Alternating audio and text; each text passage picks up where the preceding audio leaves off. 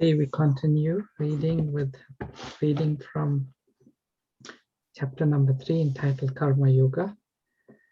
And we have the privilege of hearing Prabhu Mataji recite the Sanskrit and Santosh Mataji recite the English. Am I right? Hare Krishna, yes, Prabhu. Hare Krishna, yes, Prabhuji. Hare Krishna. So let me share my screen and then we can begin.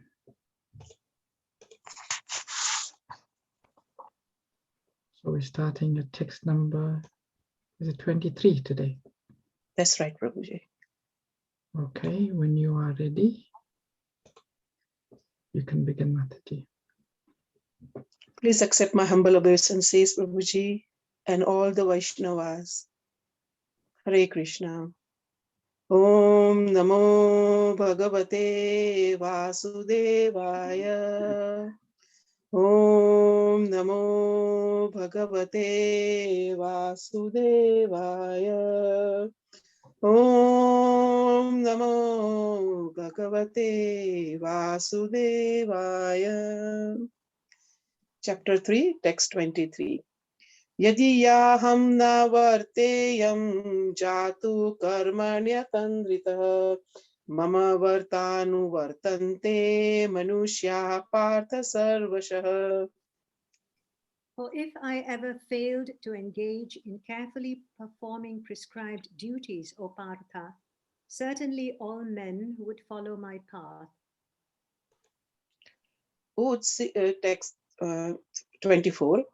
Utsideyuri me loka na kurya karma chedaham sankarasya chakartasyam upanyam ima mami praja. If I did not perform prescribed duties, all these worlds would be put to ruination. I would be the cause of creating unwanted population, and I would thereby destroy the peace of all living beings. Text 25. Saktaha karmanya vidvanso yatha kurvanti bharata kuryadvindas tathaksas chiksir loka sangraham. As the ignorant perform their duties with attachment to results, the learned may similarly act, but without attachment, for the sake of leading people on the right path. Text 26. Na buddhi bhayam janyeda jnanam karma sanginam joyashe sarva karmani vidyan yaktashe samacharan. So as not to disrupt the minds of ignorant men attached to the fruitive results of prescribed duties, a learned person should not induce them to stop work. Rather, by working in the spirit of devotion, he should engage them in all sorts of activities for the gradual development of Krishna consciousness. Text 27. Prakrute kriyamanani gune karmani sarvashah ahankara vidu muratma karta hi miti manyate. The spirit soul, bewildered by the influence of false ego, thinks himself the doer of activities that are in actuality carried out by the three modes of material nature. Text 28. Tattva vittu mahabaho guna karma vibhagayoho guna guneshu vartanta iti matva na sajjate. One who is in knowledge of the absolute truth, Almighty Armed, does not engage himself in the senses and sense gratification, knowing well the differences between work in devotion and work for fruitive results. Text 29. Prakrute guna sammutaha sajjante guna karmasu tan krishna vido mandan krut krishna vindana vichalayet. Bewildered by the modes of material nature, The ignorant fully engage themselves in material activities and become attached. But the wise should not unsettle them, although these duties are inferior due to the performer's lack of knowledge. Text 30. मयि सर्वाणि कर्माणि सन्न्यस्याध्यात्मचेतसा निराशीर्निर्ममो भूत्वा युध्यस्व विगतज्वरः. Therefore, O Arjuna, surrendering all your works unto me with full knowledge of me, without desires for profit, with no claims to proprietorship, and free from lethargy, fight. Text 31. ये मे मतमिदं नित्यम् अनुतिष्ठन्ति मानवा श्रद्धावन्तो यनसूयन्तो मुच्यन्ते तेऽपि कर्मभिः. Those persons who execute their duties according to my injunctions and who follow this teaching faithfully without envy become free from the bondage of fruitive actions. Text 32. ये त्वेदभ्यसूयन्तो नानुतिष्ठन्ति मे मतम् सर्वज्ञानविमूढा आस्तान् विद्धि नष्टान् चेतसः. But those who, out of envy, disregard these teachings and do not follow them regularly are to be considered bereft of all knowledge, befooled, and ruined in their endeavors for perfection. Text 33. सदृशं चेष्टते स्वस्यः प्रकृते ज्ञानवानपि प्रकृतिं यान्ति भूतानि निग्रहं किं करिष्यति. Even a man of knowledge acts according to his own nature, for everyone follows the nature he has acquired from the three modes. What can repression accomplish?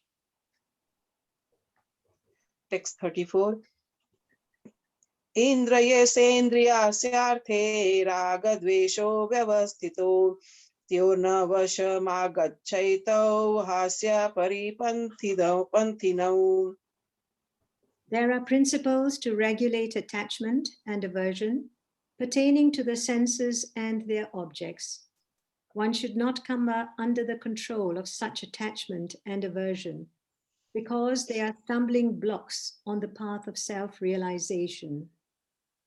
Text 35. श्रेयान् स्वधर्मो विगुणः परधर्मात्वानुनिष्ठितात् स्वधर्मे निधनं श्रेय परधर्मो भयावहः. It is far better to discharge one's prescribed duties, even though faultily, than another's duties perfectly. Destruction in the cause of performing one's own duty is better than engaging in another's duties, for to follow another's path is dangerous. Text 36. Arjuna uvacha atha kena prayuktoyam papam charati purushah anichchanapi varshneya baladiva niyojitah. Arjuna said, O descendant of Vrishni, by what is one impelled to sinful acts, even unwillingly, as if engaged by force? Text 37. Shri Bhagavan uvacha kama esha krodha esha rajo guna samudbhavah mahanasho mahapapma vidyaine mahivairinam. The Supreme Personality of Godhead said, it is lust only, Arjuna, which is born of contact with the material mode of passion and later transformed into wrath, and which is the all-devouring sinful enemy of this world. Text 38. Dhumena vriyate bahir yadarsho malena cha yatholabdena vruto garbhas tatate nedamavrutam. As fire is covered by smoke, as a mirror is covered by dust, or as the embryo is covered by the womb, the living entity is similarly covered by different degrees of this lust. Text 39. Avrutam gnanametena gnanino nitya vairina कामरूपेण कौन्तेय दुष्पुरेणानलेन च. Thus, the wise living entity's pure consciousness becomes covered by his eternal enemy in the form of lust, which is never satisfied and which burns like fire. Text 40. Indriyani manolbuddhirsthyadhisthanamuchyate etervimohyate ja gnanamavritya dehinam. The senses, the mind, and the intelligence are the sitting places of this lust. Through them, lust covers the real knowledge of the living entity and bewilders him. Text 41. Tasmat tvam indriyam ado niyamyam bharatarshava papnam prajani genam gnana vignana nashanam. Therefore, O Arjuna, best of the Bharatas, in the very beginning,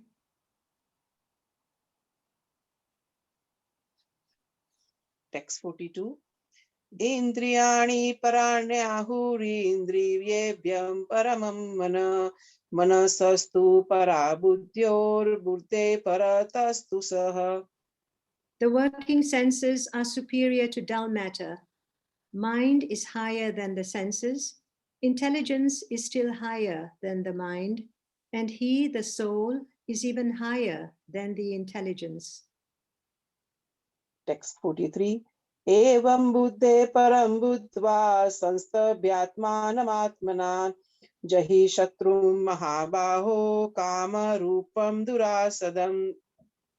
Thus, knowing oneself to be transcendental to the material senses, mind, and intelligence, O mighty armed Arjuna, one should steady the mind by deliberate spiritual intelligence, Krishna consciousness, and thus, by spiritual strength, conquer this insatiable enemy known as lust.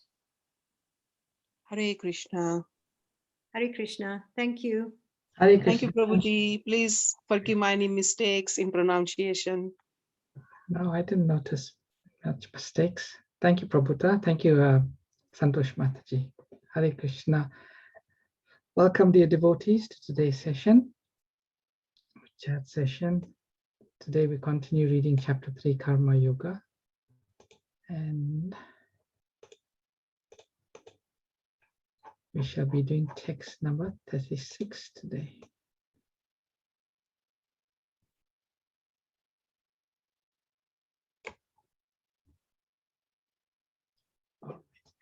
Before we do, let's chant the Mangala Charanam prayers. You can please join me in behind muted mics. And those who do not know where to find it, you'll find all the Mangala Charanam prayers in page number 1, introduction. Om Jnana Timirandasya Jnananjana Shalakaya Chakshurunmalitam Jena Tasmai Shri Guruve Namaha Sri Chaitanya Manobhistam Stapitam Jena Bhutale Swayam Rupa Kadamayam Dadati Swapadantikam Vandeham Shri Guru Shri Yata Padakamalam Shri Gurun Vaishnavamscha Shri Rupam Sagrajatam Sahagana Raghunatham Vitam Tam Sajivam Sadvaitam Savadhutan Parijana Sahitam Krishna Chaitanya Devam Shri Radha Krishna Pradan Sahagana Lalita Shri Vishakam Vitamscha He Krishna Karuna Sindhu Dinabandhu Jagatpate Gopesha Gopika Kanta Radha Kanta Namastate Tapta Kanchana Gourangi Radhe Vrindavaneshwari Rishabhanu Suti Devi Pranamami Hari Priye Vanchakalpa Tarubhyascha Kripa Sindhubhyeva cha Patitanam Pavanebhyo Vaishnavebhyo Namo Namaha. Jai Shri Krishna Chaitanya Prabhu Nityananda Shri Advaita Gadadhara Shrivashadi Gaura Bhakta Vrinda Hare Krishna Krishna Krishna Hare Hare Hare Rama Rama Rama Hare Hare Namam Vishnupadaya Krishna Prishtaya Bhutale Srimate Bhaktivedanta Swaminiti Namine Namaste Saraswati Deve Gauravani Pracharine Nirvishesha Shunyavadi Paschachadishatarine Srila Prabhupada Ki Jai. So today we are going to start a very important section in this chapter. This section, it runs from text number 36 all the way to text number 43. And it's probably one of the most relevant sections for all of us. How to conquer our ultimate enemy. Long ago, there used to be a cartoon called Pogo. It used to be in the newspaper. And Pogo was very famous for one cartoon where he says, I have met the enemy, and it is I. I'm not sure if any of you remember that cartoon. It's quite a famous cartoon. It's called Pogo. So in text number 34, Lord Krishna has stated, there are principles to regulate attachment and aversion pertaining to the senses and the objects. One should not come under the control of such attachment and aversion because they are stumbling blocks on the path of self-realization. Now, someone may read this verse and they would say, yes, from today onward, I will steadily do my duty and control my attachments and aversions. I will act only according to Shastra. Some people, many people may say that, reading these verses, this verse or other verses. However, we will see that such immediate inspiration may prove difficult to adhere to with over time.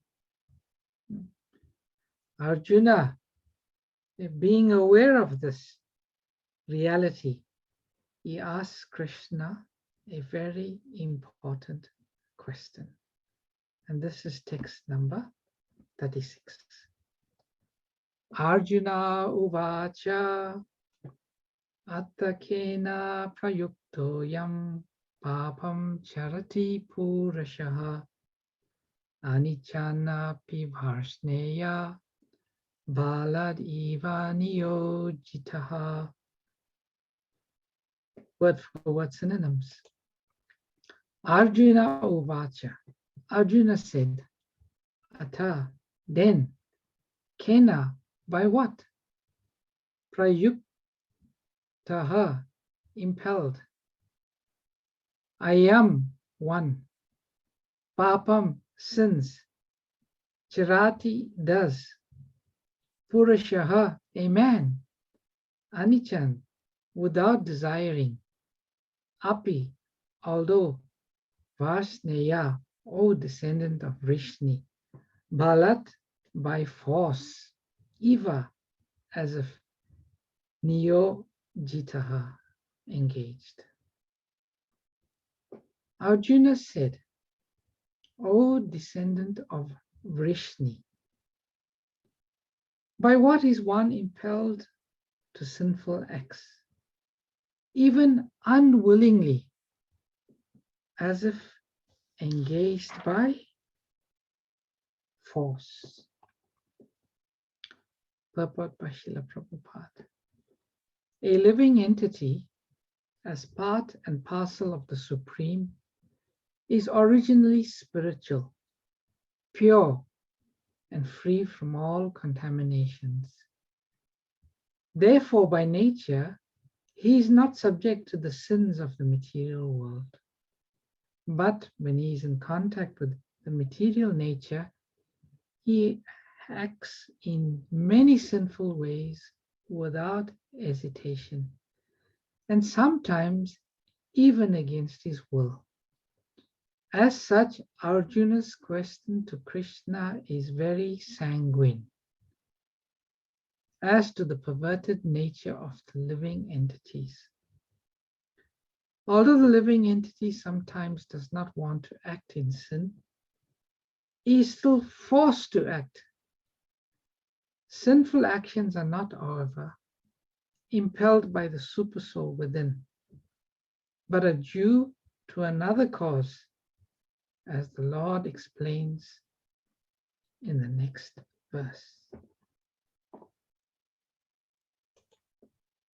Arjuna said, O descendant of Vrishni, by what is one impelled to sinful acts, even unwillingly, as if engaged by force? So this is the story of many, many, many living entities, including us, maybe not now, at least in the past, and maybe even now, in our current status of life. So it's a very, very relevant and important question that Arjuna is asking, largely on our behalf, because Arjuna, he was not really in this category. In the Srimad Bhagavatam, Maharaj Parikshit asks some very relevant questions to Shukadev Goswami. And Shukadev Goswami was so pleased, he said, that's in the text 1 of Canto 2, Chapter 1. Shri Shuka Uvacha, Variyanesha te prashna kroto loka itam nripa atma vitsamata pumsha shrotavyadishu ya paraha. Shukadev Goswami said, my dear king, your question is glorious because it is very beneficial to all kinds of people. The answer to this question is the prime subject matter for hearing, and it is approved by all transcendentalists. When Maharaj Parikshit asked this question, the speaker, his spiritual master, was very pleased. Very pleased. The guru becomes pleased when the disciple asks a good question, a relevant question. And the guru or the spiritual master and the Lord, here the Lord is taking the position of spiritual master, they become very eager to answer the question. And so this question we can understand of Arjuna's, it was very pleasing to Krishna. And you can see for the rest of the chapter, the Lord explains and elaborates on this point very, very nicely, very much in detail. Does anyone remember what question Shukdev or Maharaj Parikshit asked Shukadev Goswami? Anyone remember in the Bhagavatam? What is the thing that every man must know before his death, and what is the most important thing that everyone should either know or be aware of, at least prior to the death? Yes. He asked two questions actually. The first question he said, O trustworthy Brahmanas, I now ask you about my immediate duty. Immediate duty means he's about to die. Please, after proper deliberation, tell me of the unalloyed duty of everyone in all circumstances. and specifically of those who are just about to die. So he said, what is the main duty of one in all circumstances? And secondly, for one who is about to die. One who is about to die means all of us, because we do not know when death can come. It can come anytime, even tomorrow. Then he said, please let me know what a man should hear, chant, remember, and worship, and also what we should not do. Please explain all of this to me. What should we hear? What should we chant? What should we remember? Who should we worship? And what we should not do. So these questions, they are worshipable. They are very worshipable, and we should really feel very grateful when we see such questions asked. And we should really study these questions. And Arjuna is saying, by what is one impelled to sinful acts, even unwillingly, as if engaged by force? Interestingly enough, very similar questions were asked in the Srimad Bhagavatam. And I will read two questions in the Bhagavatam. One was asked by Maharaj Parikshit, and the second was asked by Uddhava to Lord Krishna.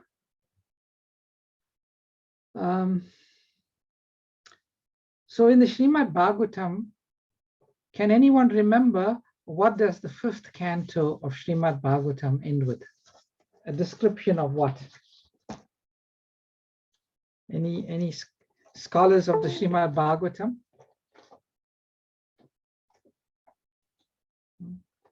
The 5th chapter of the Srimad Bhagavatam, the 5th canto, the last chapter is chapter number 26. It's called A Description of the Hellish Planets.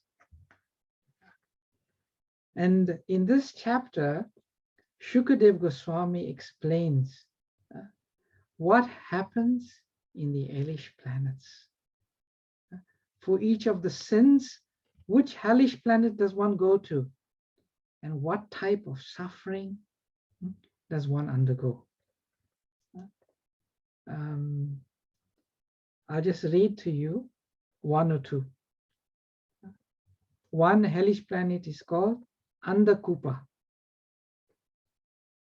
And here, if one commits this sin, if a developed human being kills or torments insignificant creatures who have no discrimination, in that hellish planet, he is attacked by all the birds, beasts, reptiles, mosquitoes, lice, worms, flies, and others whom he tormented during his life. Without sleep or a resting place, he wanders about in darkness like a creature in the lowest species. So there's very, very elaborate description. And when Maharaj Parikshit, he heard about what goes on these hellish planets, immediately he felt very, very sorry for the living entities who have to go there. And naturally, being a great Vaishnav, he asked Shukadev Goswami. He said, let me share my screen. He said, "Oh, greatly fortunate and opulent Shukadev Goswami, now kindly tell me how human beings may be saved from having to enter hellish conditions in which they suffer terrible pains." So when he heard about these hellish conditions, he wanted to know how such human beings can be saved from having to enter such horrible conditions. And then Shukadev Goswami gave an answer. Anyone, or you can probably read here. Do you know what was the gist of Shukadev Goswami's answer? What was the recommendation he gave?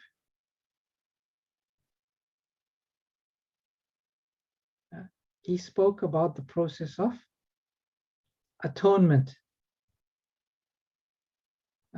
And he said, Shukadev Goswami replied, "My dear king, if before one's next death, whatever impious acts one has to perform in this life and his mind, words, and body are not counteracted through proper atonement, according to the description of Manu Samhita and other Dharma Shastras, one will certainly enter the hellish planets of death and undergo terrible suffering, as I previously described to.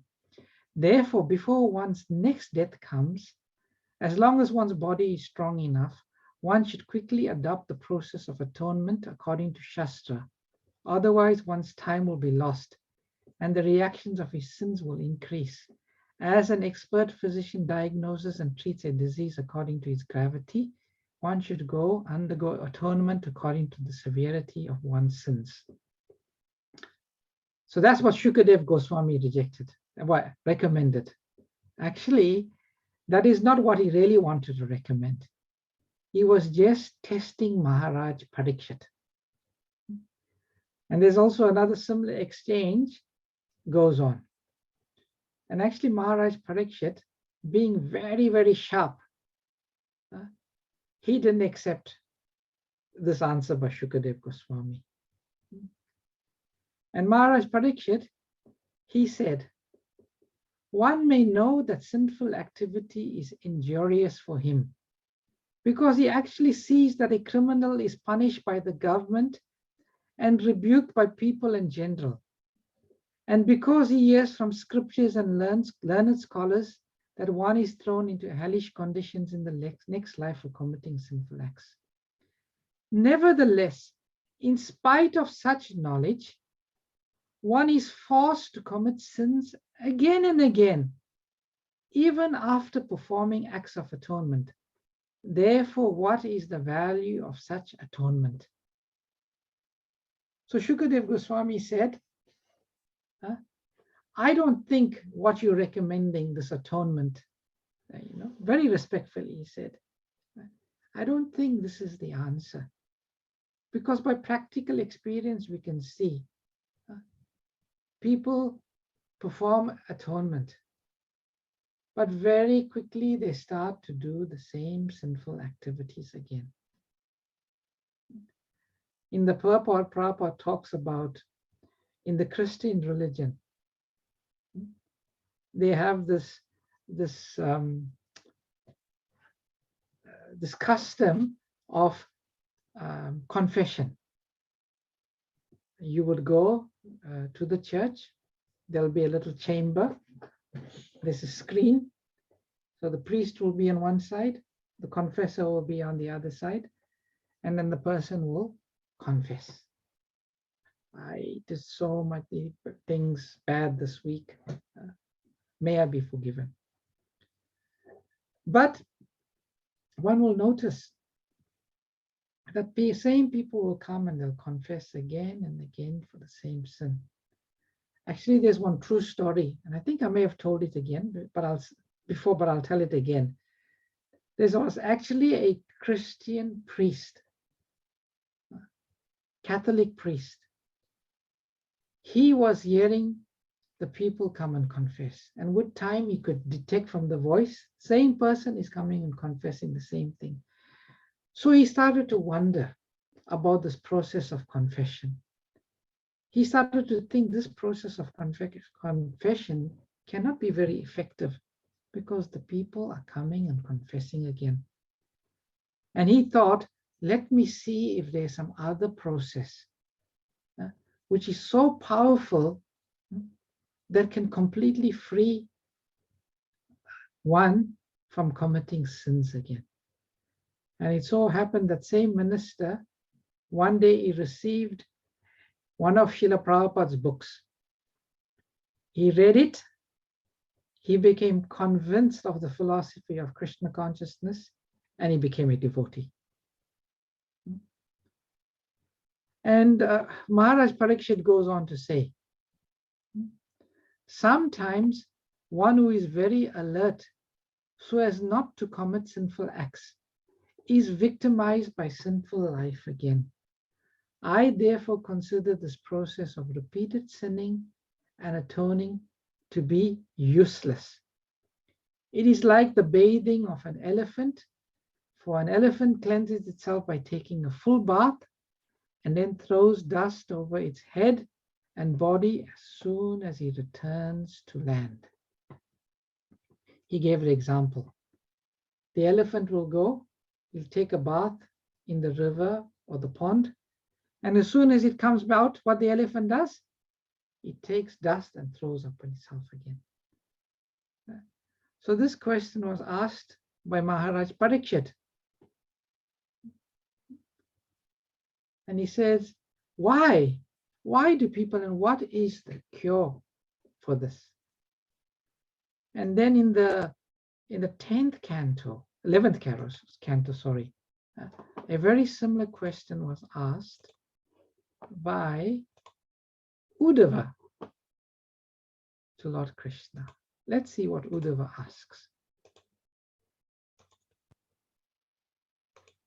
Shri Uddhava Uvacha Vedanti Martya Prayena Vishayan Padam Apadam Tatapi Bunjate Krishna Tatkatam Swa Karajavat.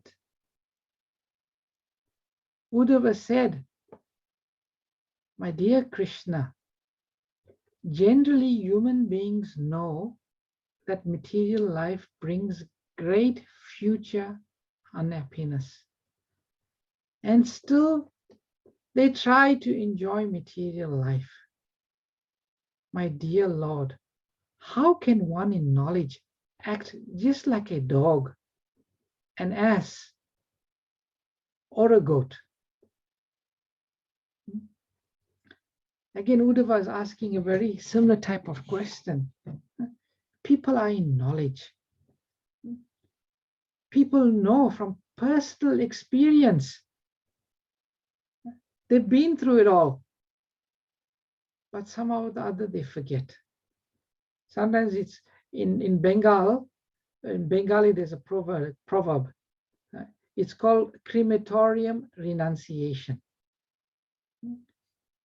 We all know when people go to the crematorium, they become very sober. They'll see the man has died. He was a smoker. He landed up with lung cancer. He suffered. He died. And there's people, they'll commit. I'm not doing it.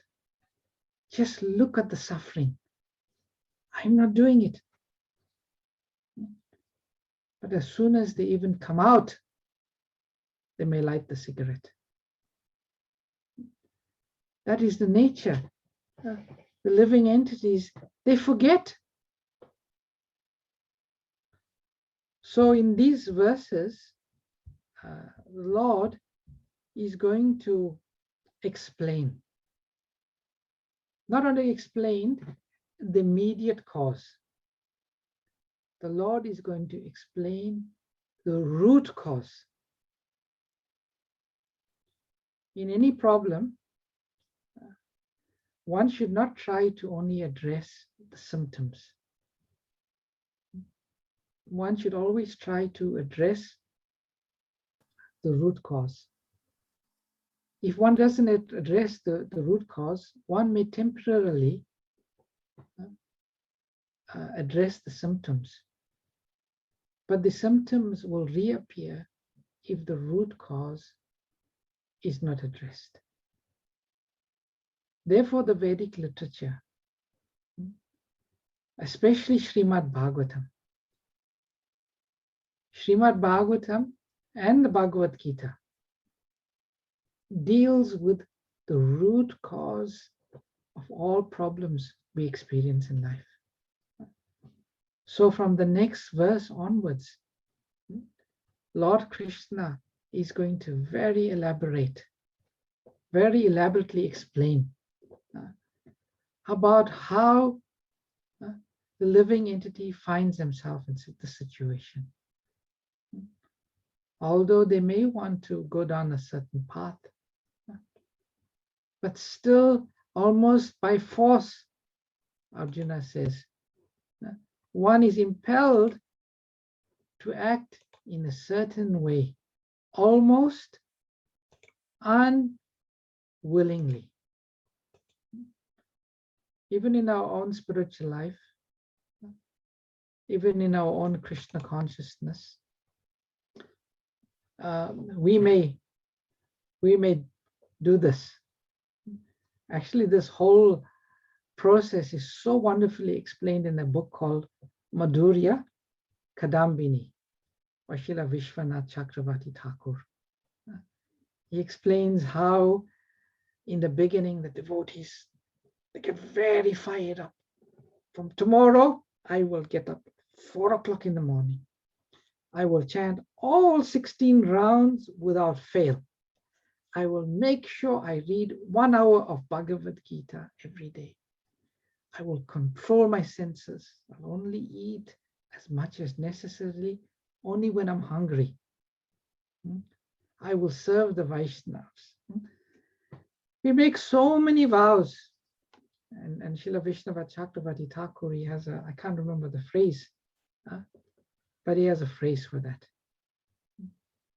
But maybe 1 day, 2 days would do, and then again, getting up at 6 o'clock. Oh God, I didn't get up. It's up at 6, 7 o'clock. My day is ruined. How I'm going to chant my 16 rounds. So this is the nature of the conditioned living entity. And Prabhupada says here, a living entity as part and parcel of the Supreme is originally spiritual, pure, and free from all contaminations. We don't have this problem. This problem does not exist in the spiritual world. When one becomes pure, a pure living entity, one realizes one's original nature. This doesn't happen. So this is an important, very important section in the Bhagavad-Gita. I don't want to go into the reasons. We already briefly read it, but I'll leave it for the other devotees who come, the very learned and expert devotees that follow me today, to explain, to discuss the forthcoming verses. And we should pay particular attention. They're very, very relevant. Very relevant. So maybe I shall stop here. I shall take any questions, comments that anyone may have.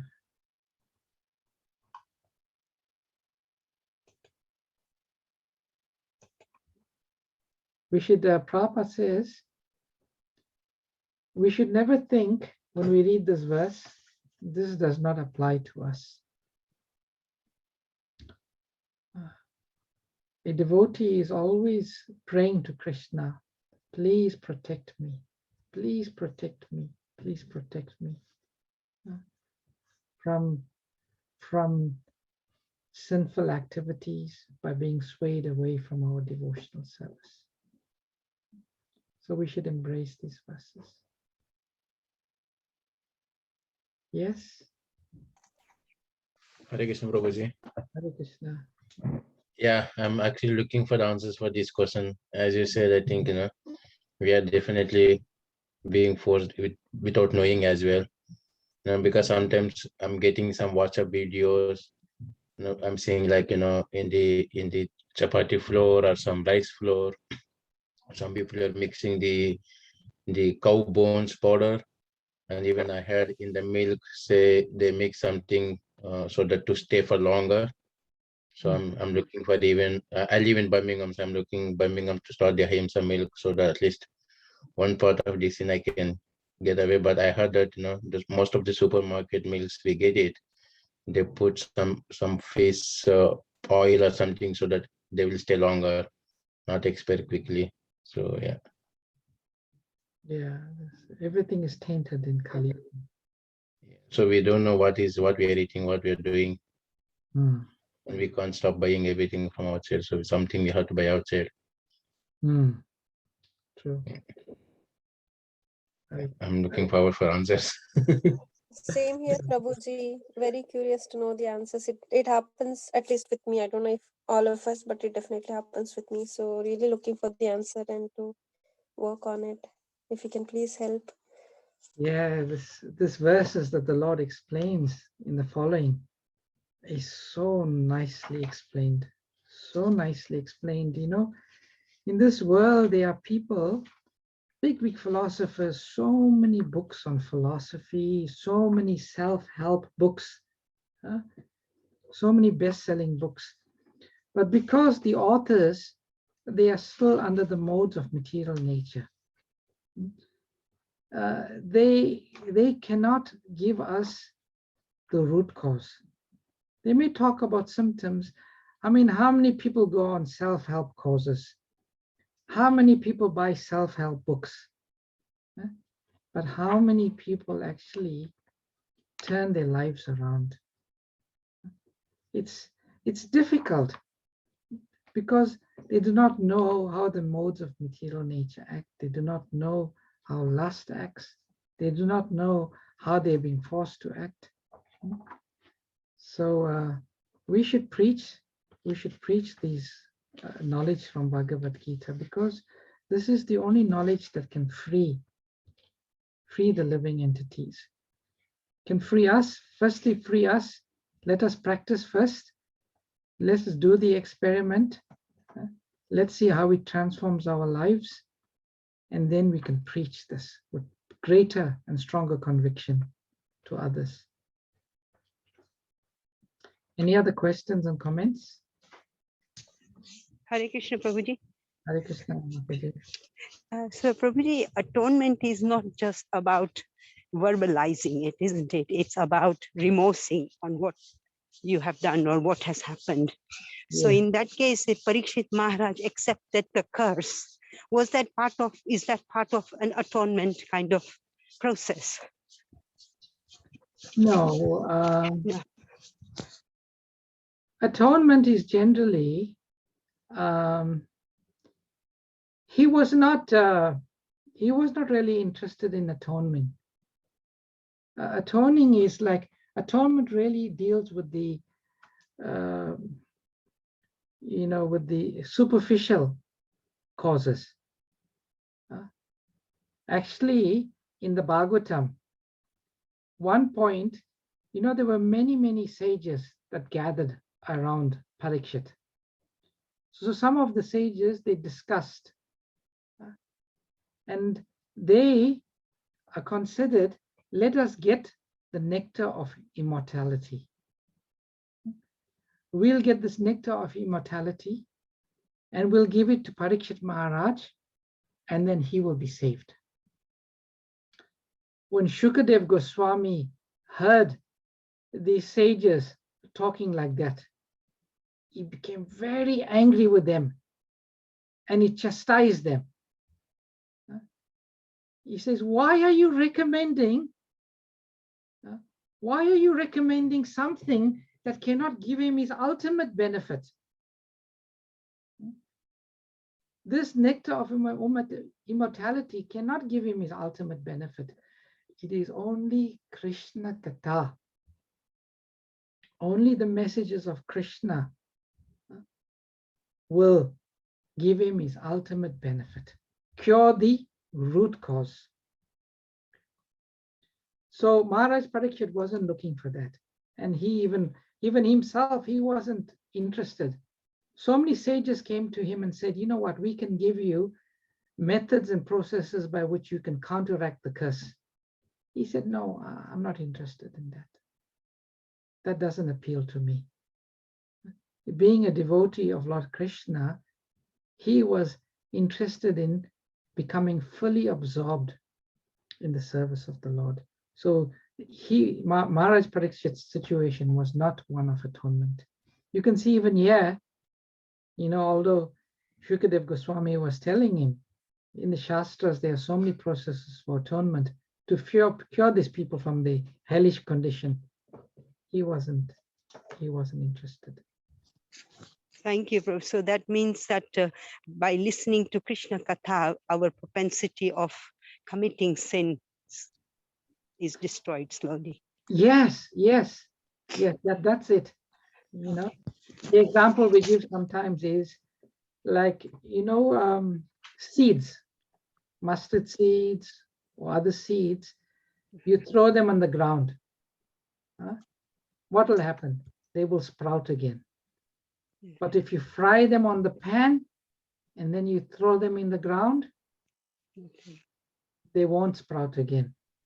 So it's only the process of bhakti yoga, and Srila Rupa Goswami discusses this in some detail in the Nectar Devotion.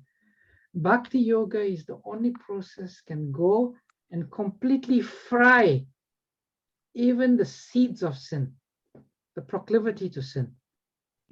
Yes. Atonement may just cover the surface, but bhakti is so powerful, it will burn, completely roast the seeds of sin. There was not even the seeds remain. That's bhakti yoga. So there's a few questions here. If one repeats a sin after atonement, does the sin become even greater next time around? Generally so, yes. Next question. With reference to the hellish planets, sometimes the harsh words are spoken without bad intention, but with some valid reason.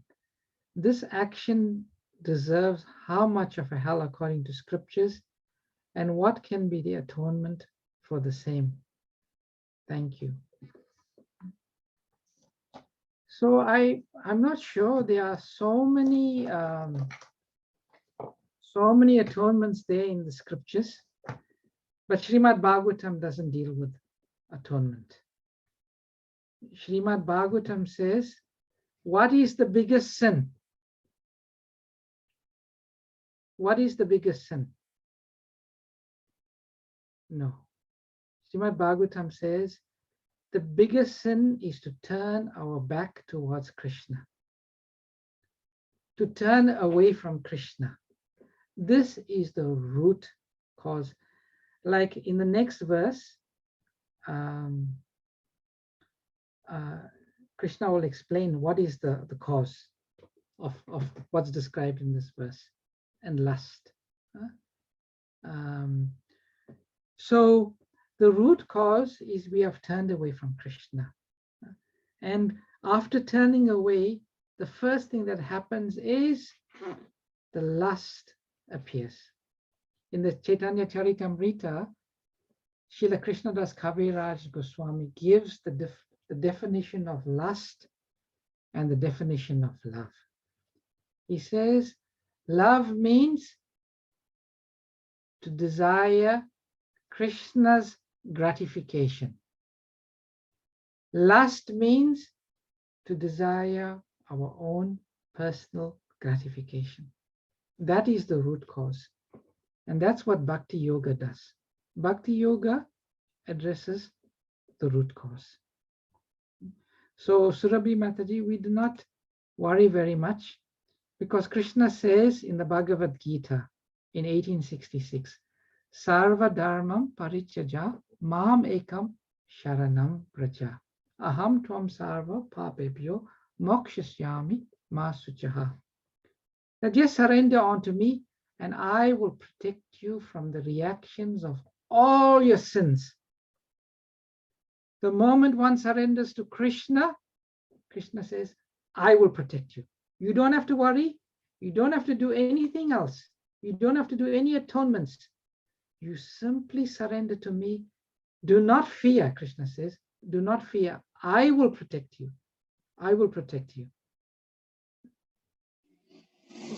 But our surrenderance is not like a complete surrenderance, right, Prabhuji? He is always ready to protect, but our surrenderance is very partial, or yeah, it's a process. Our process. It's a process of surrendering. A process, but when we surrender to Guru, even that surrender to Guru, it's in one sense is a bit easier, but it starts the process. And Krishna says, the moment one surrenders to him, according to Srila Rupa Goswami, the first two characteristics of pure devotional service, which comes at the stage of sadhana bhakti, is kleshagni and shubhada. Kleshagni means one immediately feels relief from material distress. And shubhada means all auspiciousness. Even at the stage of sadhana bhakti, it appears. You can read that in the Nectar of Devotion. It's very elaborately described there. What will be the first step then? The first, Hare Krishna. Hare Krishna, Surabi. You mean the first step to cure our condition? Surabi, what is that the question you're asking? Yeah, the first step towards Krishna. What will be the first step? Oh, the first step is to surrender. So what does surrender mean? There are 6 angas to surrender. The first 2 is accept all that is favorable to Krishna consciousness and reject all that is unfavorable. So whatever instructions you are hearing in the Bhagavad-Gita that Krishna is giving, you accept. Whatever Krishna says, don't do, you reject. And then you listen to Krishna's pure devotee. There, Prabhupada has given elaborate instructions on what we should do. So you read, you ask questions, and in one sense, it's not difficult. Follow the 4 regulative principles, chant Hare Krishna, offer your food to Krishna, read the Bhakti scriptures, and do some seva. Do some seva. Serve the Vaishnavas, tell people about Krishna. That is essentially it. Thank you. Thank you for your patience. Thank you, Hare Krishna. Hare Krishna. It's not complicated. Any other questions or comments or reflections?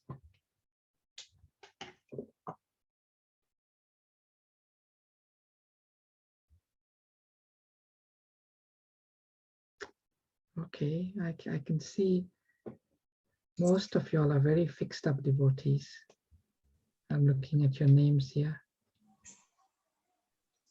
So you'll Help us on how to develop the upcoming stages of the Bhakti, Prabhuji.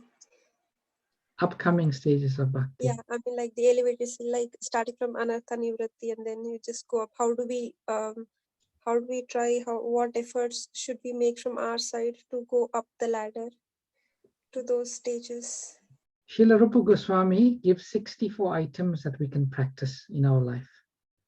He said that the first 3 are prerequisite. Guru Padashraya, take shelter of the lotus feet of the Guru, take initiation from him, and serve him.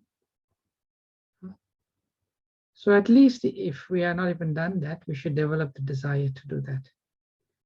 And then in terms of process, the most important part of the process is chanting Hare Krishna Mahamantra. Minimum of 16 rounds.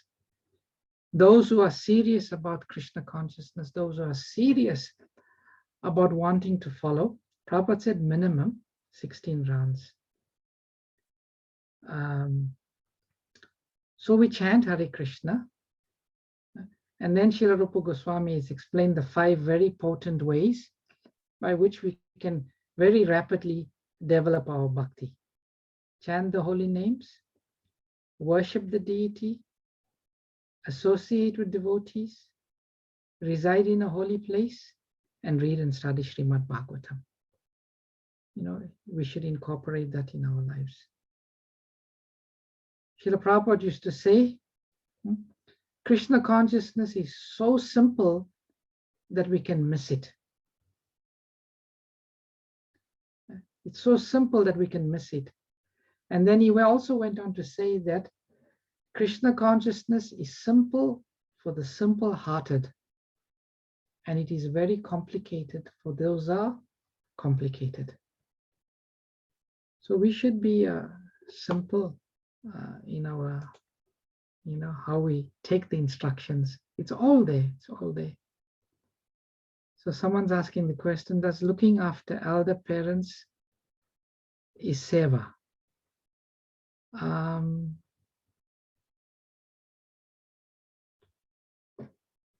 There's different levels of seva. There's different levels of seva. Certainly it is seva, and one can get punya. If one's parents are Vaishnavas, devotees of Lord Krishna, and one renders service, then the result and the benefit is very great. If one's parents are materialistic and one serves them, there is benefit, but the benefit is not as great.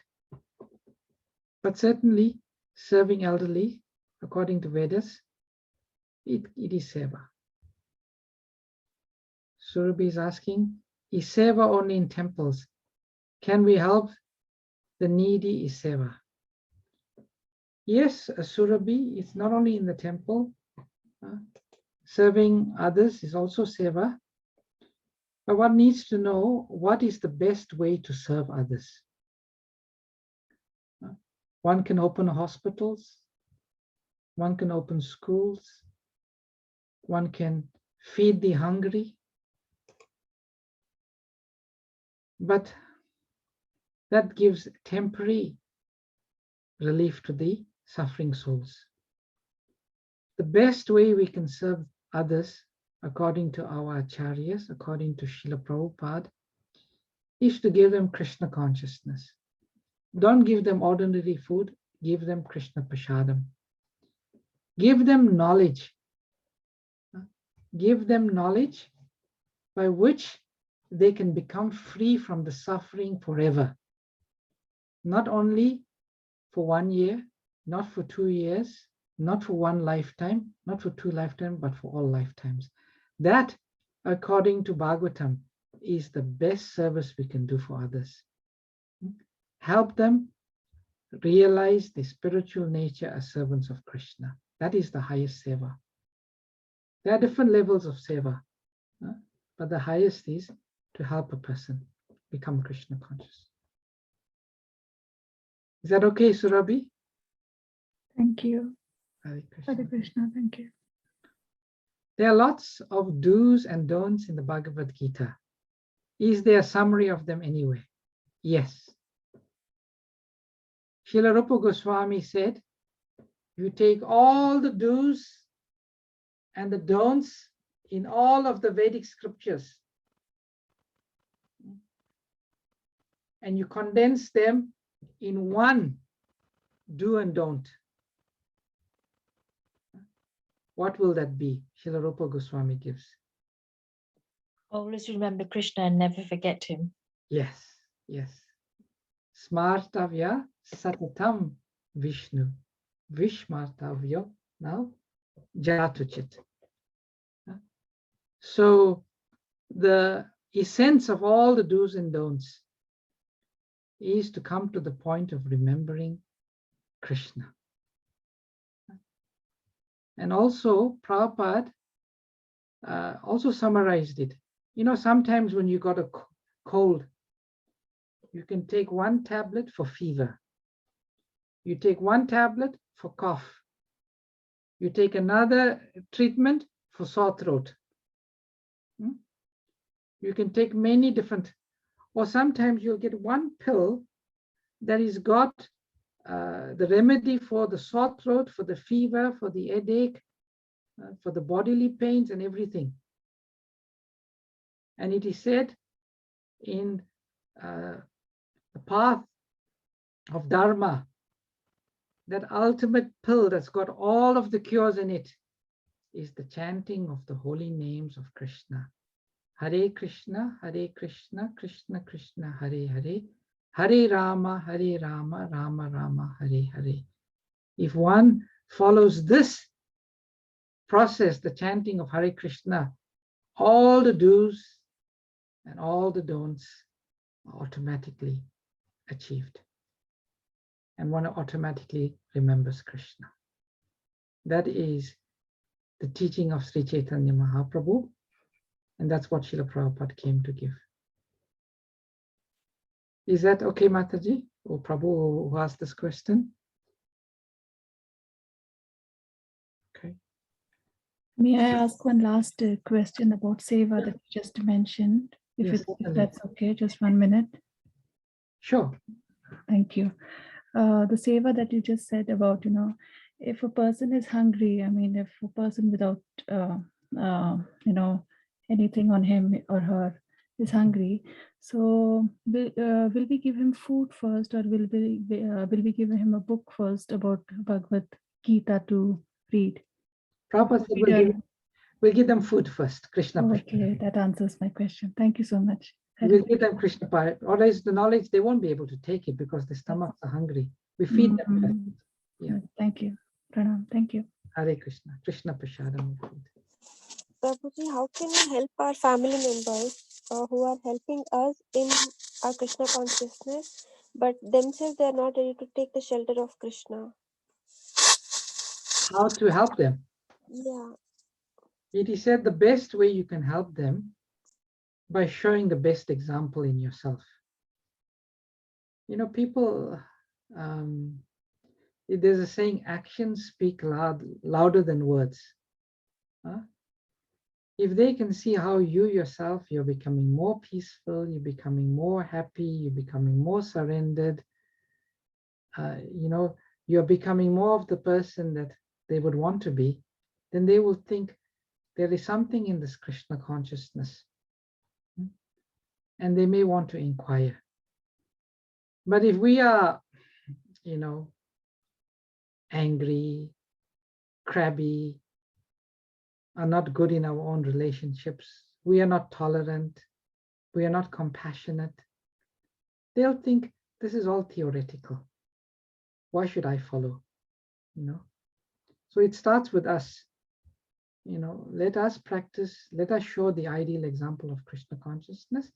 And then when we say something, they'll be much more receptive to it. They'll be much more receptive to it.